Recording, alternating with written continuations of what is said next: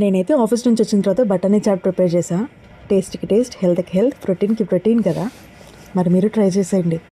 బాగా కడిగి నానబెట్టిన బఠానీని కొంచెం ఉప్పు వేసుకొని కుక్కర్లో 4 నుంచి 5 విజిల్స్ వచ్చేంత వరకు ఉడికించుకొని స్మాష్ చేసి పక్కన పెట్టేయండి. ఇప్పుడు ఒక కడాయి తీసుకొని 2 బటర్ స్లైస్లు, అది మీ ఆప్షనల్, 1-2 అనేది, నేనైతే 2 తీసుకున్నా టేస్ట్ కోసం. ఇప్పుడు తరిగి పెట్టుకున్న ఉల్లిపాయ, టమాటా, పచ్చిమిర్చి వేసి వేగనివ్వండి. రుచికి సరిపడా ఉప్పు, కారం వేసుకొని అడగంటకుండా కొన్ని వాటర్ కూడా వేసుకోండి. స్మాష్ చేసి పెట్టుకున్న బఠానీని కూడా వేసుకొని కొంచెం ఉడకనివ్వండి. ఇప్పుడు కొంచెం చాట్ మసాలా, కొంచెం గరం మసాలా, కొంచెం జీలకర్ర పొడి, మిరియాల పొడి వేసుకొని ఉడకనివ్వండి. ఇప్పుడు కొన్ని వాటర్ వేసుకొని దగ్గర పడుతుంది అన్నప్పుడు ఆల్రెడీ బాయిల్ చేసి పెట్టుకున్న ఆలూని కూడా స్మాష్ చేసుకొని దాంట్లో కలిపేసుకోండి. కానీ ఈ రెసిపీకి మాత్రం సూపర్ టేస్ట్ నచ్చింది ఈ రిబ్బన్ పకోడా. ఇంట్లో అంటే మీరు కూడా ట్రై చేసేయండి.